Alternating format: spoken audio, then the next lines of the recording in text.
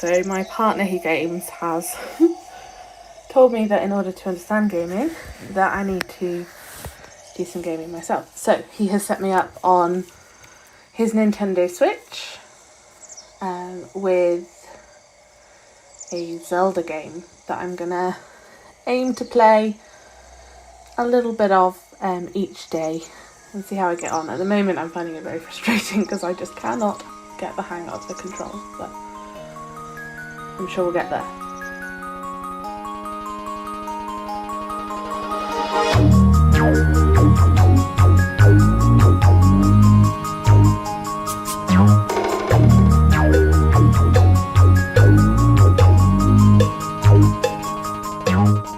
Hello and welcome back to another episode of Reflecting Value, the podcast where we explore the big questions relating to cultural value in a reflective space. In case you hadn't figured it out already, in this episode I'm stepping into the world of gaming to reflect on how different groups perceive the value of gaming and how it fits into the broader cultural landscape. I set out to talk to experts in this field, as well as members of the public, to understand more about their relationship with gaming and the barriers and challenges to these cultural experiences. So where better to start our journey than a gaming bar? We headed to Pixel Bar in Leeds to talk to some gamers about the games they play and why they play them. Yep, I'll just be back. Vegan one with running fries. Did you get running fries? What I like about video games is it's about the immersion. It's going into a world that you could never, see in any other context. I don't know. It's just a nice break, isn't it? We spend a lot of time working and stressed out on what we're doing, and it's a good chance to get away from it all and do what you want to do, I suppose. It's also a place where you can actually learn other skills as well, like learning different skills in the game and how to play the game. And actually, for me these days, it's a lot more about socialising. So I play a lot of Call of Duty Warzone these days, and half the time it's just chatting to my mates that I don't see in person that often these days. So yeah, that's it. Clearly people are passionate about video games, but why does it feel like this popular medium needs to justify its place within the broader cultural landscape? Gaming appears to have this stigma attached to it, where it's seen as a solitary activity purely for entertainment purposes. Okay, I've hit record and it's making little waves, so good. That's Marie Foulston. Marie is a video games curator who's helped to bring the culture of video gaming more mainstream, most notably when she worked for the V&A Museum.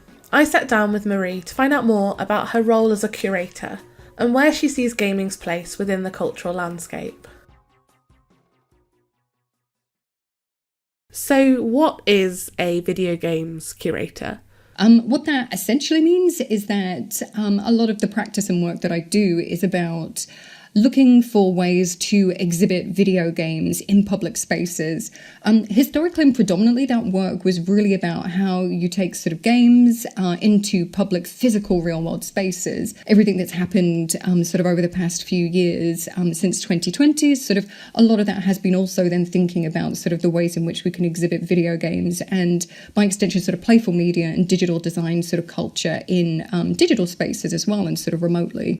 So where would you say video games sit within this kind of broader cultural landscape compared to more traditional forms of culture? I think it's a question that's really contextual on who you're asking. And I think it's something that I guess the people who, if we're thinking about culture from that sort of capital C perspective, we're thinking about it through that lens, then there is obviously a lot of authority that is still held within sort of the hands of an older generation that perhaps didn't grow up playing games, who aren't necessarily, don't feel as confident with that medium, or it's not a bigger part of their lives as it is sort of perhaps younger generations. And I think where we are now is that we are at that tipping point where there is that shift and change, where I think people do sort of understand that video games are just a part of culture.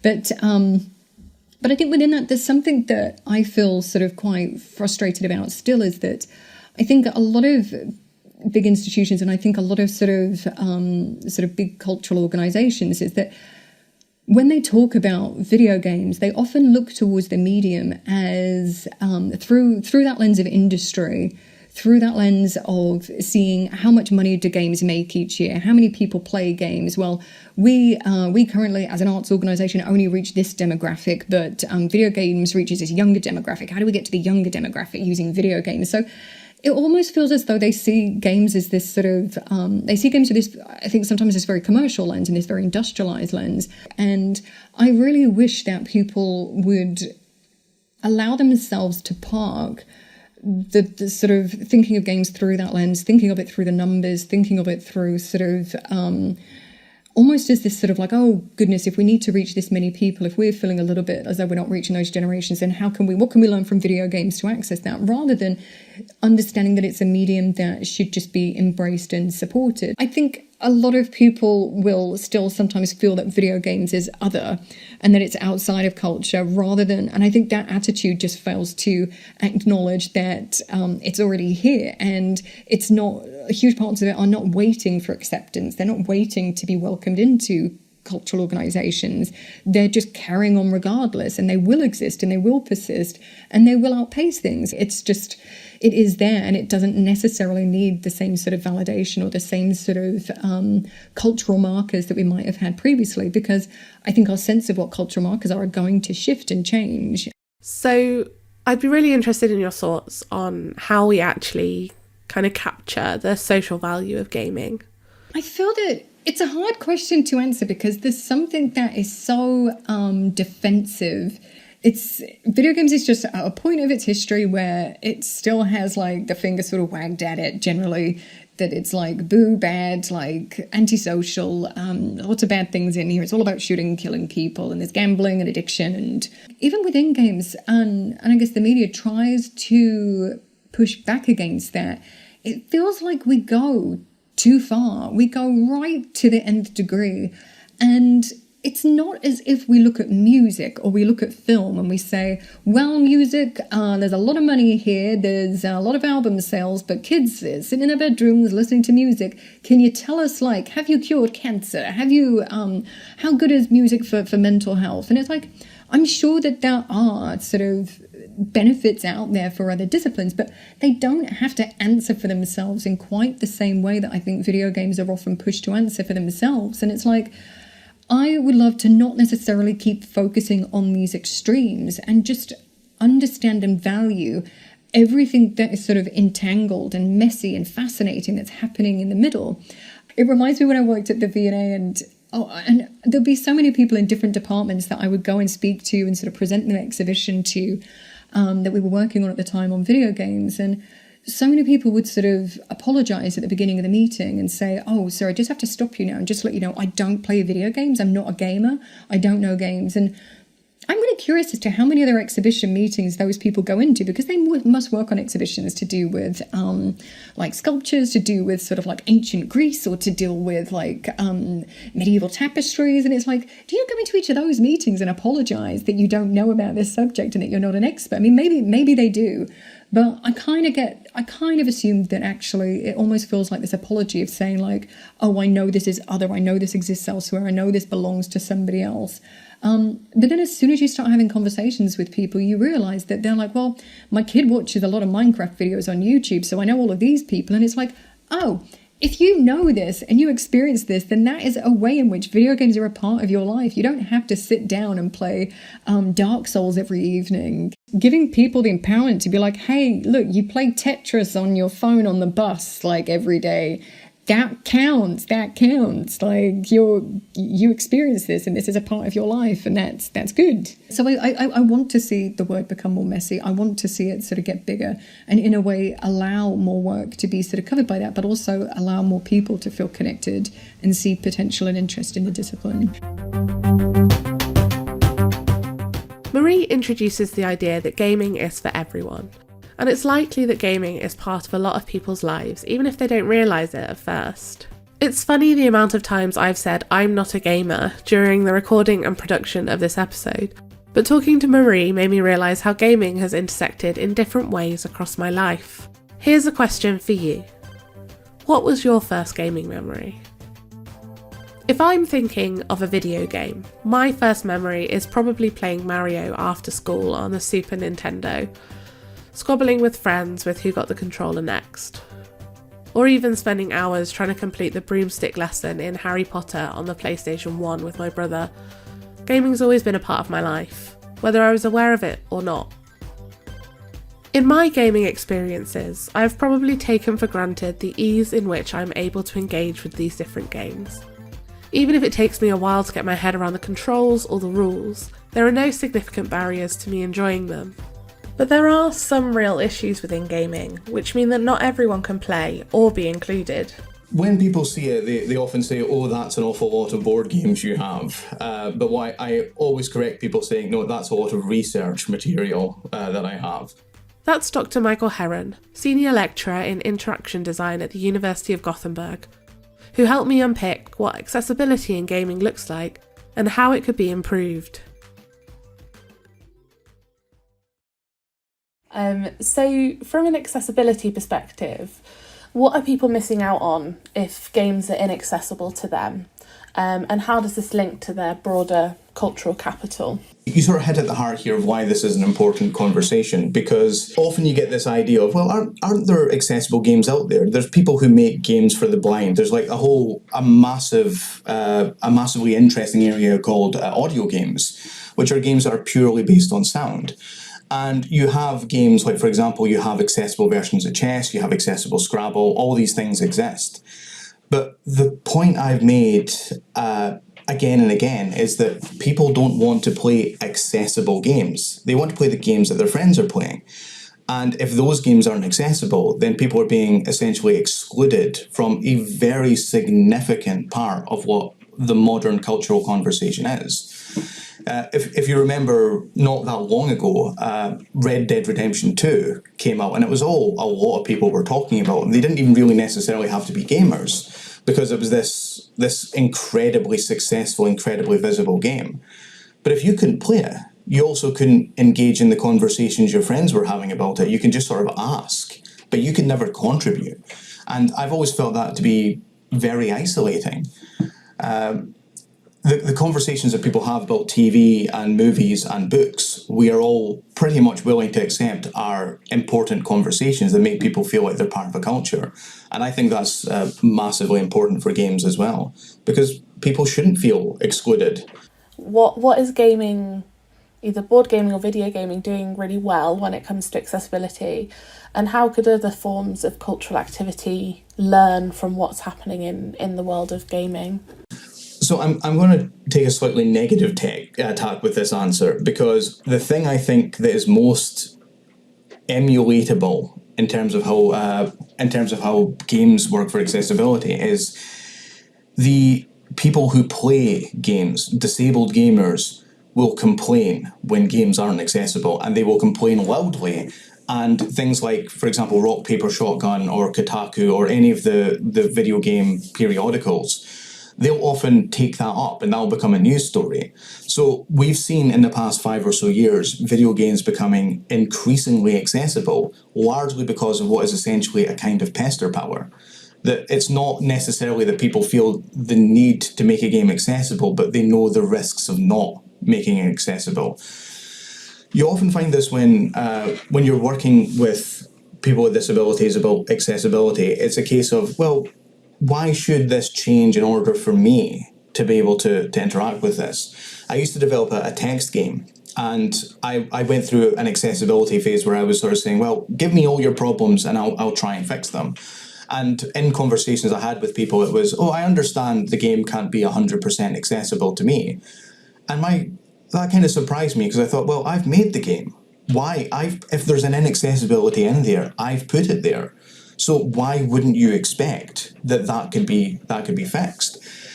But so this idea that, well, we have to work around accessibility problems is something games in general the audience for games in general are a bit better at pushing about. And I think that's fantastic, because the only way this will change is if people start complaining about it. You know, if people don't complain, why bother changing it? Yeah, thank you. And I guess off the back of that, I'm really interested to know how you kind of teach about accessibility. How do you go about, showcasing how inaccessible games can be and what to do about that? It's such an interesting topic because it depends on how you frame it. And what I've often found is the best way to frame it to people is as a problem for them in the future. Because we're all getting older, and as we get older, we develop more and more accessibility issues of our own. We are all only one bad car crash away from needing all of the accessibility support. And also, if a game is accessible, it's usually easier for everybody to play. I like to bring in the example of what's called the curb cut effect. Activists in Berkeley in the 60s would point out that the sidewalks were virtually impossible for people with wheelchairs because they were very deep. And they asked if it would be possible to lower those sidewalks so that wheelchairs could get into the road and then safely get to the other side. And the council sort of, but it's the cost, and okay. And they did a little trial scheme to essentially, I assume, to prove that it was infeasible. And it was great. People with wheelchairs were then able to go into the road and cross the road safely and get to the other side. But what they also found was it was great for cyclists. It was great for postal carriers who had, little carts full of packages. It was great for parents with strollers or older people. So it turned out that this accessibility fix actually made things massively better for everybody. And I think that's what we see with accessibility design in games. These are sort of digital curb cuts, or in case of board games, cardboard curb cuts. They make the games easier for everybody. Yeah, that's so interesting, and I think it was probably very widely applicable to the way in which people should be thinking about accessibility in other areas of cultural participation. So yeah, I guess a sort of hypothetical question. If you had a crystal ball, what would you like to see in the future when it comes to gaming and accessibility? I mean, what I would most love to see was just some evidence that people were actually moving towards considering accessibility. For every step forward that I see in the field, there's like 4 or 5 steps back. And it blows my mind that even now, we still see games that are released that are completely colorblind inaccessible because it's zero cost to fix. You don't even need to change your color scheme. Just texture the colors or put an icon on things. So it costs nothing in terms of material. It costs nothing really in terms of design. And yet it makes the game playable for a group of people who otherwise might not find it working that way. So when you see 2021, a new hot game and nobody has paid any attention to the colors, it's really discouraging. So what I would really like to see was some evidence that we are slowly, because moving rapidly is a little bit much to hope for, that we're moving slowly towards a landscape where accessibility is considered before the game is released. It shouldn't be the case you have to wait for a second edition or a conversion kit to be able to play a hot new game. But that's often what it is at the moment.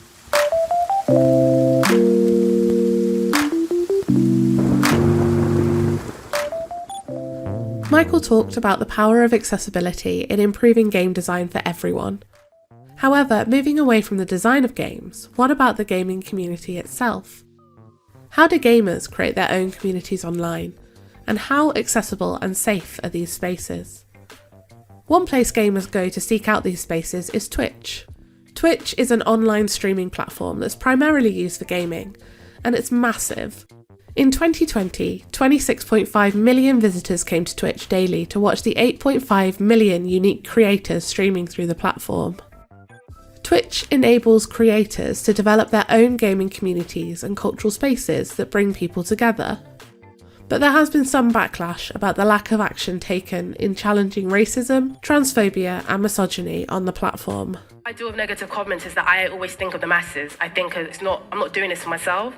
I'm doing this for many other women who I can open a door for because I've clapped back at that person, because I've showcased that. This is Stephanie Ijoma, founder of NNESAGA. NNESAGA is a platform that aims to build diverse and inclusive gaming communities both online and offline, so they can connect through gaming in a safe space. I asked Stephanie what work she does through NNESAGA to achieve this.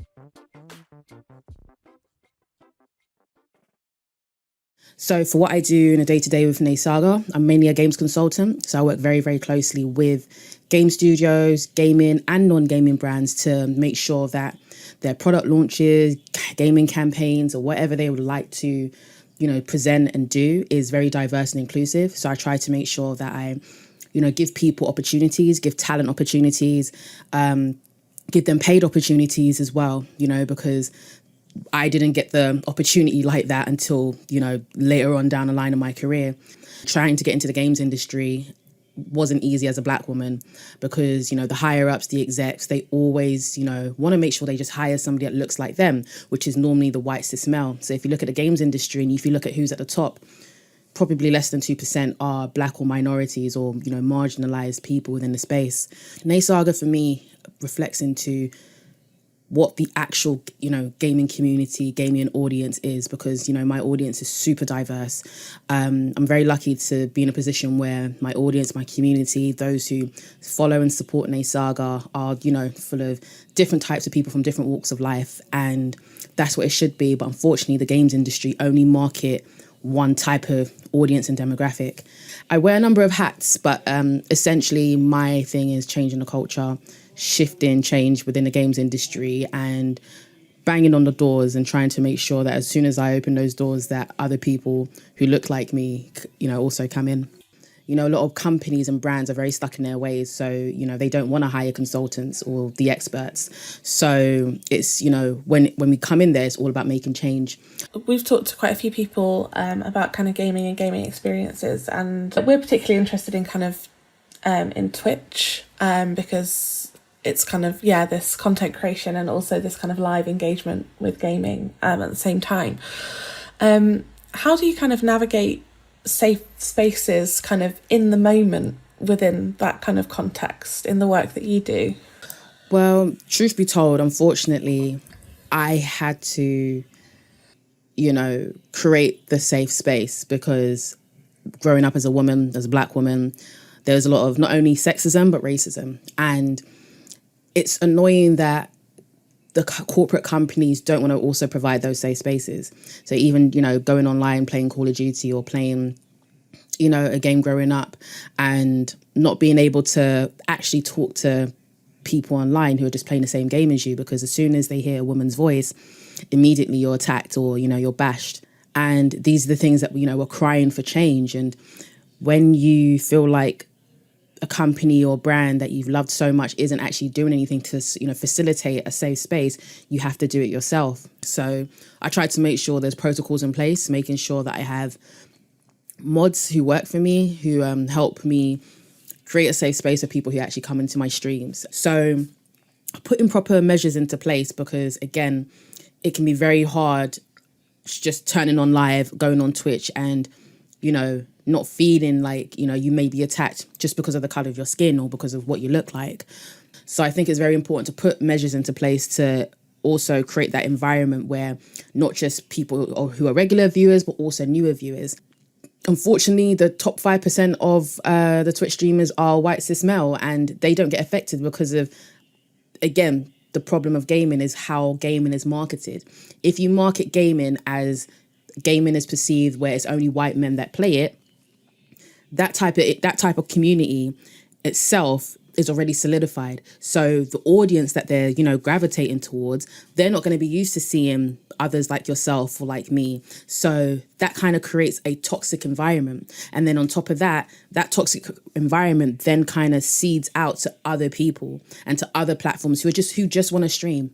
I have to deal with trolls like pretty much every week because I'm not that type of brand to just be a yes woman or something. Like I will speak up, I will be vocal about it and visible. And if that means certain brands don't want to work with me, then so be it. They're not for me. And if you're not actually trying to, support us, whether it's financially or just having a safe hub for yourself, we're going to have to speak out. So I guess this question kind of leads on from that.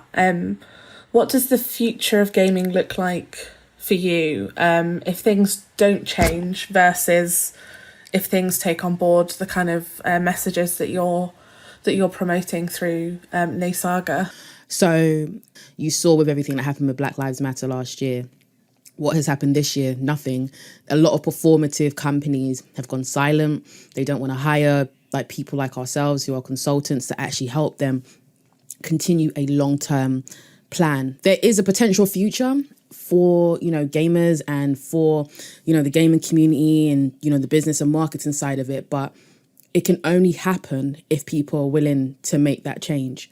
And with what I do and what I'm trying to do, I can only do so much, because again, I am a minority and I'm very grateful with the platform that I've built and, the brands that I've worked with and the brands that I still continue to work with, which I'm very, very grateful about, because those brands that I actually, work with, I have an ongoing relationship with them. We're always talking about, okay, what more can we do to, help others, to give and provide opportunities to people, because we need to still change the narrative and change the face of what gaming is supposed to be, a diverse, industry. But if we're still marketing the same one-sided face, nothing's going to change. And then on top of that is hiring the right people, hiring diverse voices, because I started NNESAGA because I couldn't even get into the industry myself because of what I looked like. So those who are actually in the industry who look like me, they can only reach a certain height. They can only reach the ceiling because the execs only want to have and hire people that look like them, because that's what they want to do. They want to be stuck in their ways. So if there's a way where we can get more minorities and marginalized people into higher positions, they can be in the rooms talking for us. That can also enable and even make my work a lot more easier, because I'm able to now funnel in the opportunities or funnel in the change. I will say people are now starting to get opportunities, but it's only if we say something. And if we don't say anything, the formula will still be the same. The system will still be the same. There's a lot of systemic racism in gaming, and it's very, very hard to break that mold.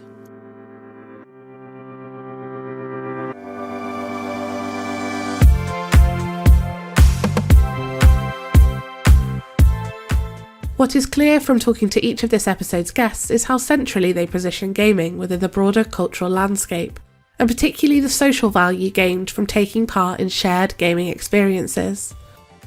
While there seems to be a way to go when it comes to designing accessible gaming and supporting the development of safe and inclusive spaces online, we must acknowledge that many of these issues also permeate into wider forms of cultural participation. It's evident that change is needed, and we can't expect the people who are impacted by inaccessibility and exclusion to be the only people to demand this change. Those who hold the power in this area need to be held accountable to ensure that gaming is an enjoyable and valuable experience for everyone, not just those who they believe gain the most value from gaming experiences.